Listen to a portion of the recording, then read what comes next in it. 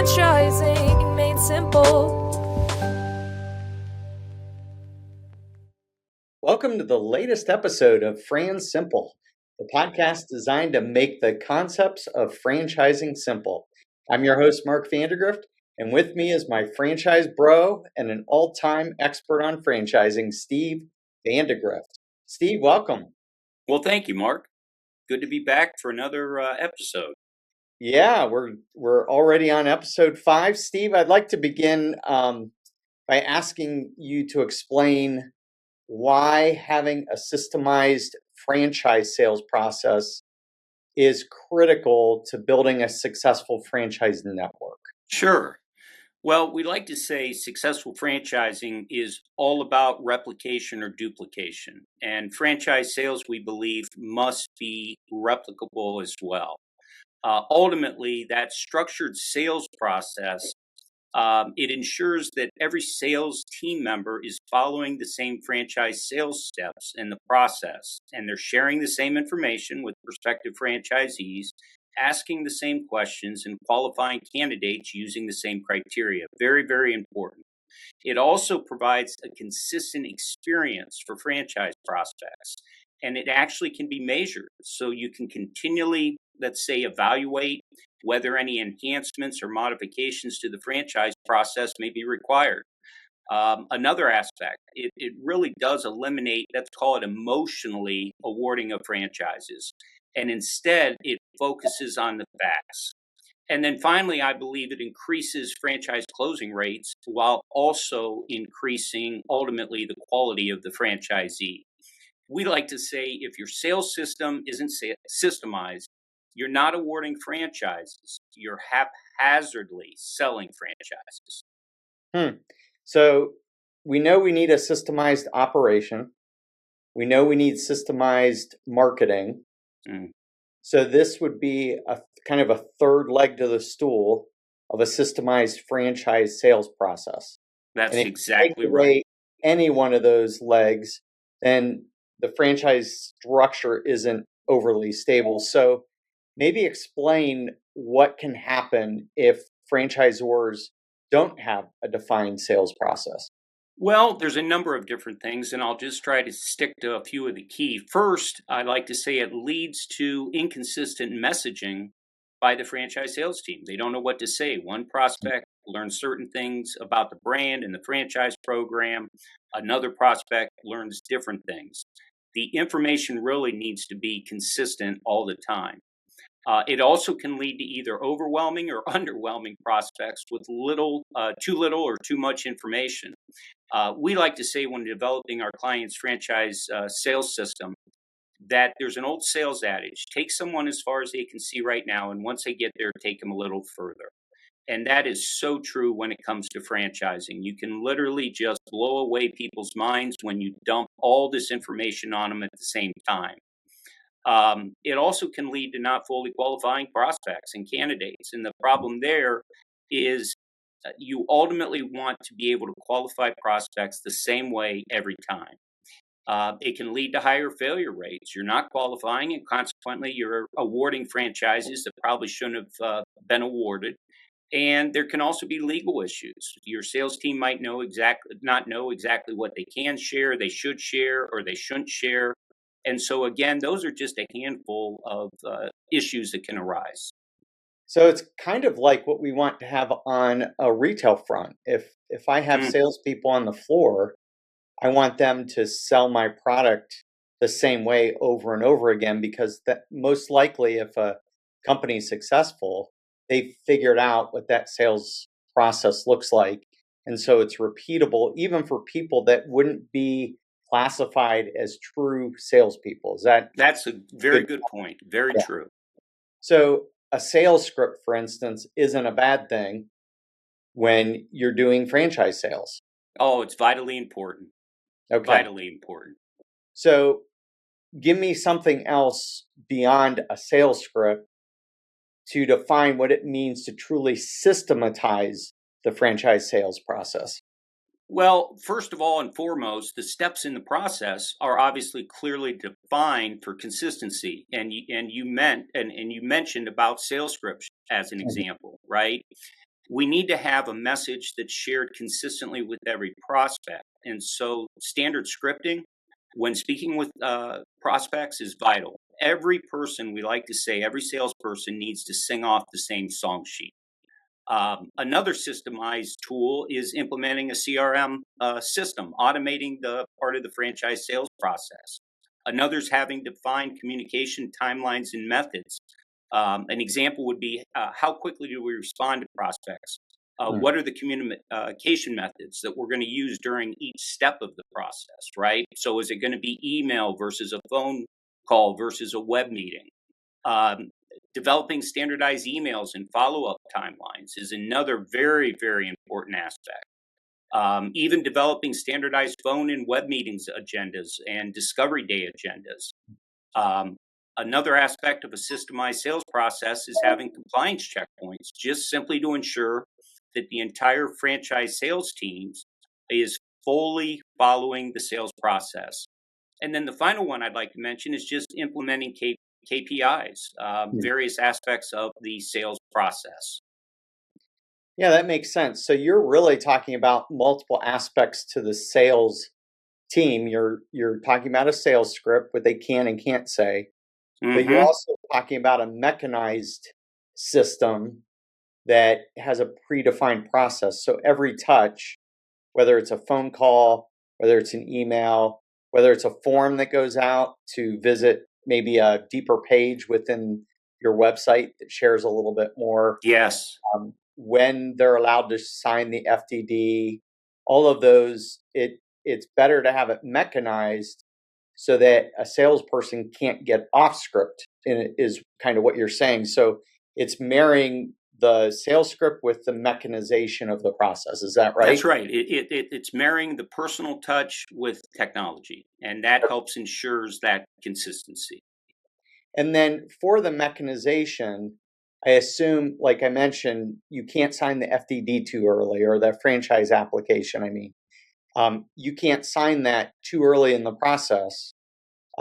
So the mechanization prevents the salesperson from jumping the process. Is that That's correct? right, and just something very basic that many clients don't initially think about. Someone might have spammed someone and submitted a submission. The CRM system will track. Obviously, there's an unsubscribe in every email, and Hmm. so it'll prevent that person from being accidentally emailed, or even more importantly, with the FDD.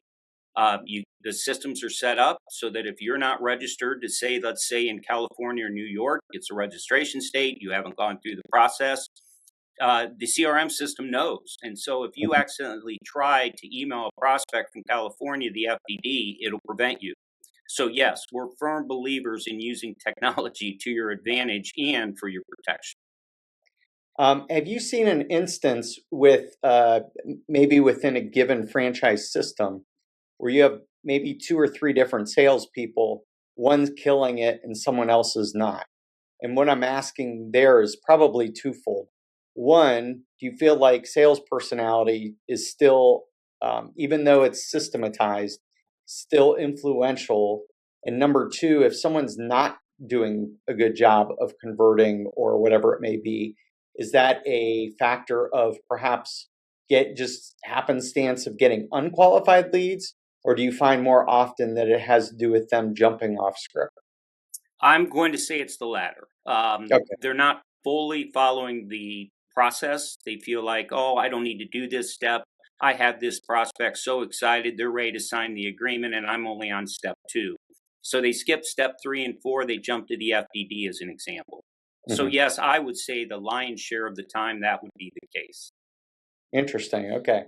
So you don't think the personality comes into play as much as maybe someone's personality on a retail floor? Well, no, I think personality has a lot to do with it because, Okay. when you're in person, you have body language and everything else.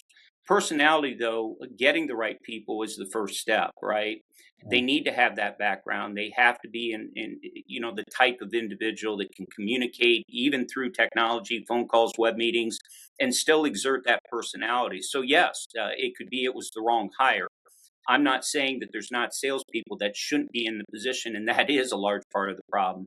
I'm saying that assuming you have two, let's say, equally minded people, similar personalities, outgoing, etc., and one's not doing well and the other's doing great, it does come down in many, many cases to the failure to follow the process. The process was developed for a reason, to provide what I said earlier, that consistent experience for every prospect, and they're failed to do it. So if a franchise or was out looking for someone, and as part of guiding them toward hiring the right person, Hmm. rank these in order of one, two, three. I'll make it easy on you. I'll just give Okay, you. don't go past three. Yeah, I won't. So number one is personality. Hmm. Number two is having a passion for that franchise business, meaning the product. And number three is being technically skilled to be able to use some of the technology involved in the process.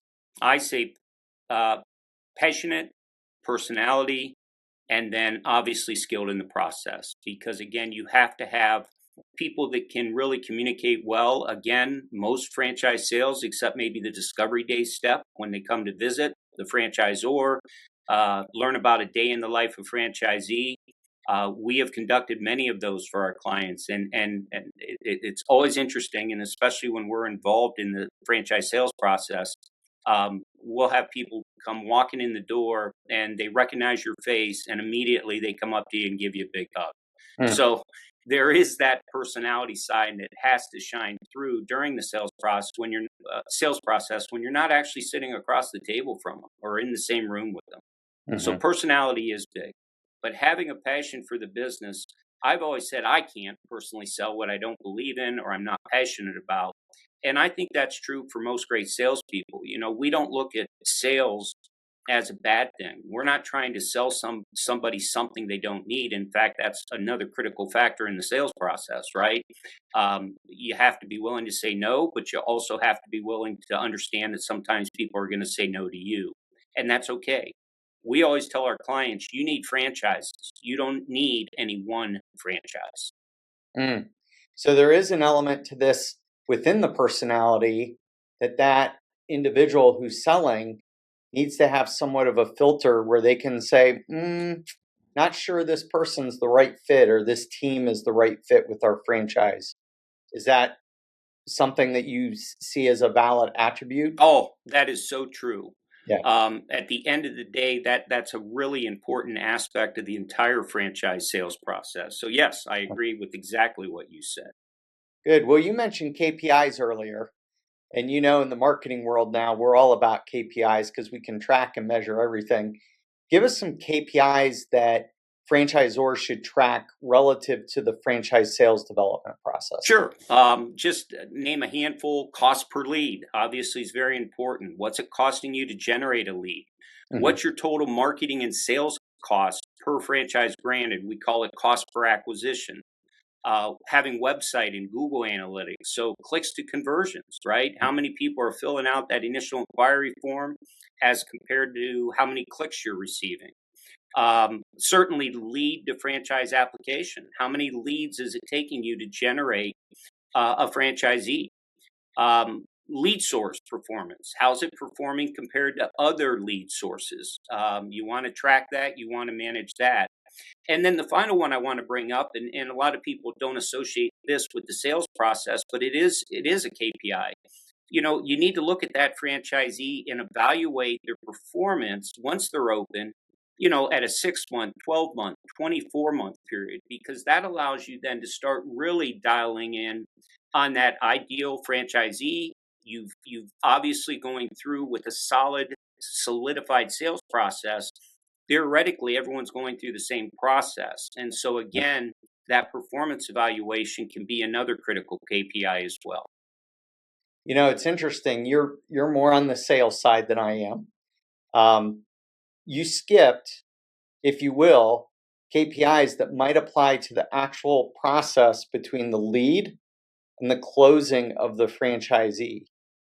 What KPIs do you see in there to measure how well the salesperson that you've hired for the sales process is really doing?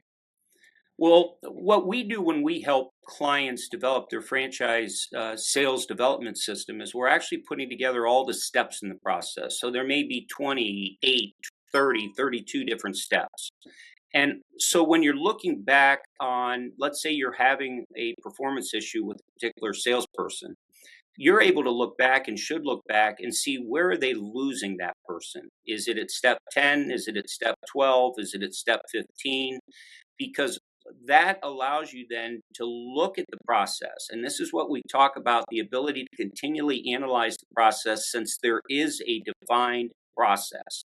And so you're able to look at it and say, is it that salesperson? Or is it the actual step?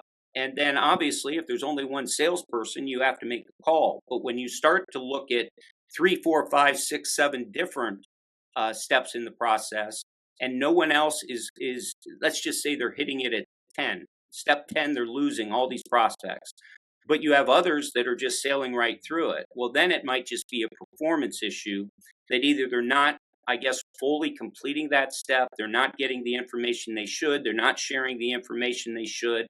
And so, yes, it can be evaluated the same way, which lends itself back to the idea of having a systemized sales process. Great Okay, question. so if I were a prospective franchisor and I heard 26 to 35 or whatever it is that you mentioned just a moment ago, that's a lot of steps, but those are very uh, nuanced steps, right? Very short steps, and In most of them some are cases, very, mechanized. very short. So it Right. might just be confirming receipt of a form. Okay. That would be a step officially, because again, Well, think in terms of the technology. yeah, walk us through some of the key steps. So maybe the bigger ones. We know the receipt of a form or the signature is not a big step. But maybe give us the key steps of a properly systematized franchise sales process. Sure. And that's really those key steps. In other words, Okay. when I talk about the CRM, we're talking probably 28, 30, 32 different emails that have been structured. It can be as simple as the person failed to make that first web meeting with you. And so you're sending out an email for that. But the Mm, overall sales process, you receive that inquiry. Typically, they're completing an inquiry form on the franchisor's website. They're completing a form on a franchise portal like franchisedirect.com. So that step is the next step. And then typically an introductory email will go out with additional information, might include a franchise brochure in that step. Typically, you want to then have at least one phone call. You might have one or mhm, two phone calls, depending one on the prospect's knowledge of franchising and your brand, but that's certainly going to occur multiple times. So those phone calls are also steps in the CRM system as mm, well. And then they're going to be requested to typically complete some type of preliminary consideration form. Initial inquiry forms are very basic: name, address, email address, phone number. How quickly are you ready to purchase a franchise? A preliminary consideration form like we draft, we call it kind of a mini application. We're not asking for social security numbers and your firstborn's first name, etc. We're trying to get to the next level of pre-qualification. We want to know their background, their experience, their work history, and so they're going to complete a form like that. In our mm. sales process, we also develop an online franchise sales presentation. We call it a great precursor to a franchise discovery day. So, in essence, think of a PowerPoint presentation. Well, our entire sales process, as I mentioned, is based on take them as far as they can see and take them a little further. So, when, as an example, they click on the link to the franchise brochure, instead of just seeing a frequently asked question that said, "Here's the range of the investment," they're going to actually review the item 7, the actual initial estimated investment. Okay. So now we've had a couple phone calls. They've asked some great questions. They filled out a preliminary consideration form. And then we're going to do an online franchise presentation. Again, increasing the level of information we're sharing so we don't overwhelm them. And in that presentation now, yes, we're going to briefly outline the initial investment, see if they have any questions. But we're also going to talk about, and again, in relation to that type of business or industry, what's the site selection process look like? What's the criteria? We're going to give a couple slides on that. That's an important aspect. What's the human resource side? How many total team members do we need? How many are part-time, full-time, etc.? We're going to include, in most cases, the item 19, financial performance representation. People always want to know one of the top three questions: how much money can I earn? Hmm. Another question that they'll ask through that process, but one of the top three is, how do I how do you help me attract customers to my business or clients to my business? And so we're going to talk about the local marketing and the support that the franchisor is going to provide or their approved supplier. As you know, we handle a lot of our clients' local advertising for their franchisees, their grand opening advertising. We want franchisees to know right up front what that support looks like. So we're going to discuss this during the hour presentation. Hmm. Is our client working with a franchise master real estate broker to assist franchisees with the site selection process? We're going to touch on that. So again, that's the next step in the process. Now, typically following that is a great time because during the presentation, many people we know have never looked at a franchise disclosure document. So we take a slide or two and we discuss the franchise disclosure document from a standpoint of, here's what's in it. Here's the table of contents. And we talk through, you'll want to review the franchise agreement, but Bill, you're not going to purchase an area development right now, you have mentioned, so you really don't need to review that. You want to review the 23 item FDD. And so we start getting them aware that this 180, 200-page document, it's not like they have to read everything. And so after the presentation, they'll make the decision, yes, we'd love to review the franchise disclosure document. That'll be the next thing that goes out. Another step would certainly be pre-qualification for funding. If they're going to obtain an SBA loan or do a retirement fund rollover using their 401k or IRA, we're going to introduce them to our preferred suppliers that are going to be able to pre-qualify them for that. And then following that, assuming the pre-qualification has been successful, they'll be invited to a franchise discovery day. Okay, so that's probably step 6. That discovery day is very important. And then typically a final step that can either become before discovery day or after, depending on the client's preferences. Once they have franchisees operational, we call it a franchisee validation call. And so franchisees are added to the FDD every year, annually updated for the previous year, the list of franchisees, and all their contact information is in there. And so we actually structure with our clients and their franchisees the kind of approval process. So if I call a franchisor and or a franchisee, and that franchisee says, I don't recognize the name Steve Vandergriff, corporate always sends me an email when you reach the appropriate spot in the process. Have you talked to corporate? And I say, no, I just wanted to call and get your thoughts. And they obviously politely say, well, I'll ask you to reach out to corporate first. Mm. And so franchisee validation calls, we like to tell our clients, make sure your first 5 are successful and they're going to help you sell your next 50 to 100. So that's another critical step. And then the final step is obviously the formal franchise application and the award or the decline of a franchise. So you have about 8 major steps there. Okay. So it's not as much as what sounded like 25 to 35 steps. It's more like 7 or 8 major steps. That's right. The technology side of it, there's all those emails that can go out, but they're not, we call them a step, but they're not one of the franchise sales process steps. It's Okay. more related to the CRM action plan. Excellent. Okay. So you mentioned one of the middle steps there. I don't remember if it was 5 or 6, but it was really kind of going through the operations, right? So what kind of alignment do you think there needs to be between the development team and the operation and support teams? Well, it's critical because, again, first of all, every team member, franchise ops, franchise sales, whatever it is, franchise support, they need to be all have a great understanding of what is in the franchise disclosure document from a responsibilities of the franchisor, right? It's so critical that franchisors understand what they put in that document through the franchise attorneys so that they fully comply with it. So we always like to say, do what you say you're going to do. And so ultimately, there needs to be that alignment, especially when you start looking at we need to share KPIs with the various departments, right? We Hmm. want to understand what's making a great franchisee. Let's say there's a struggling franchisee.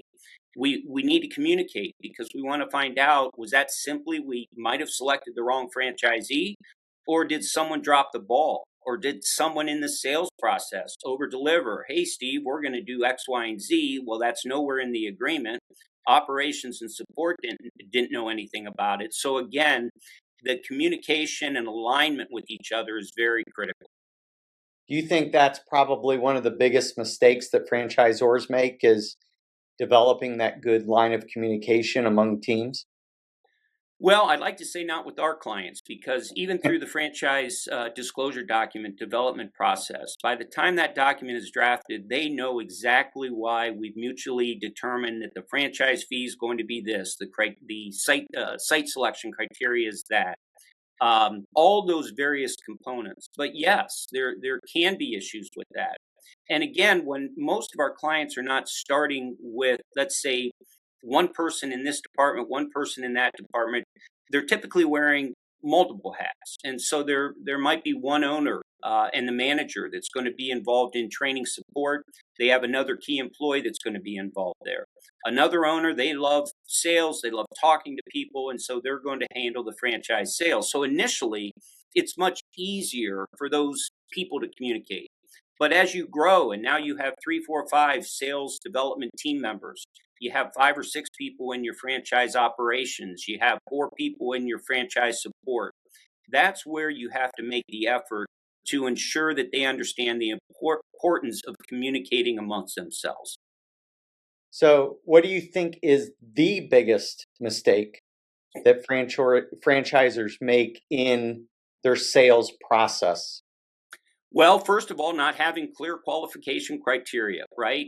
Why are we going to qualify someone to purchase a franchise? Another one has to do with the cultural fit. You know, is there a fit between the prospect and the brand?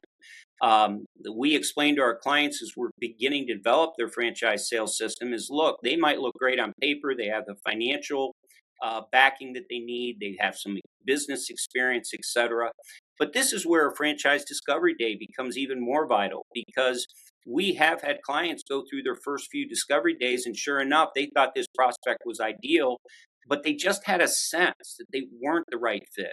And Mm, thankfully, they took to heart the idea that they need to sell franchises. They do not need any one franchise. And so that's another aspect. okay. Certainly, another one is selling franchises too fast before fully understanding the types, the amount of support, training that the franchisees truly require. I mentioned previously, overpromising and underdelivering is another critical one. Um, I would mention failing to follow up or to support struggling franchisees. And then the final one I want to mention, I keep going back to it, but not tracking data and the KPIs. Mm. That's going to tell you a lot, and that's such a critical thing to do. And today's technology makes it so simple to do. You just have to implement the systems. Great question. Well, let's end it with, most of our franchise clients don't run into these issues. Right. And I think that's because of the services that we provide, and we're much more one-stop shop hand holding than just being, here's your FDD, goodbye, good luck. Right. So maybe share a quick overview as we close up here. What services are we offering to assist clients to make sure that they develop a great sales development process? Well, I'll start with this. We always say we're going to develop your entire franchise sales development system. Um, we actually do the heavy lifting in that. We begin by developing, as an example, a franchise an internal document. It's an internal manual. It's a comprehensive franchise sales development manual. It's going to outline the steps, the scripts, etc., from point of contact from a prospective franchisee clear through signing the documents. We prepare all of the necessary forms, so franchise applications, preliminary considerations forms, FDD request form, the initial inquiry form that's going to go on the franchise website or on the existing website as a separate landing page. It's another critical aspect of it. We also prepare all of our clients the last handful of years have elected to start with the CRM system. They're so affordable. They do streamline the process. We've talked about all the benefits of that. We get intimately involved with that. We develop their entire franchise sales action plan that's going to transfer into the CRM. We draft the campaign emails. Now, keep in mind, our clients, we're fully reviewing it with them. We jump on web meetings. We go through it in detail. It's also our way of training our clients in the art and science of franchise sales. We also develop a franchise brochure, an online franchise presentation, as I mentioned. So we get very, very deeply involved, and they come out with a complete systemized franchise sales development system. So critical. And we'll assist them, obviously, in setting up their CRM system as well. Great. Well, we certainly helped I think a lot of people here understand this critical component to franchise development, because probably most of them have not thought about this component. When you're thinking about expanding your business through franchising, I don't know that you necessarily off the top of your head get to the point of, gee, I wonder who and how I'm going to sell people franchises, right? That's right. So yep. Every single client feels that way. And yet they learn as we go through this that they have the tools, the means, etc., to be able to confidently go out and start talking to prospective franchisees. And of course, we are willing to support our franchise clients with outsourced franchise sales. And we'll actually sometimes work with one or two or three clients for 6 months, maybe a year. And we'll actually do the follow up and follow through. And then we bring them into the process at the appropriate time. And so we can work with both sides of that equation. But I can't tell you how many times we've had clients come to us and say, look, we know we're going to want your team, your expert team, to handle the franchise sales process. And we always share. We can decide, you can make that decision now, but you can also wait till we get you through the franchise sales process and see if you feel any differently. And I bet 7 or 8 out of 10 times they get through the process. We've gone through the training, helping them understand the process. We'll actually get on 3-way web meetings and phone calls and even the franchise presentation with our client and their prospective franchisee. We'll attend discovery days. And so 7 or 8 out of 10, I would say on average, we'll end up saying, you know what, we feel very, very confident. And we'd love nothing more for them to contact us 2 weeks later and say, man, is this going well? I have 3 web franchise presentations already scheduled. But for those that are concerned that they really want to focus on the non-sales side, we're here to help. Great. Well, that's a good place to wrap up today's episode of Fran Simple. Thanks for joining us, Steve. And for all of our listeners, thank you for liking, sharing, subscribing. And until next episode, may your business expand through the power of franchising.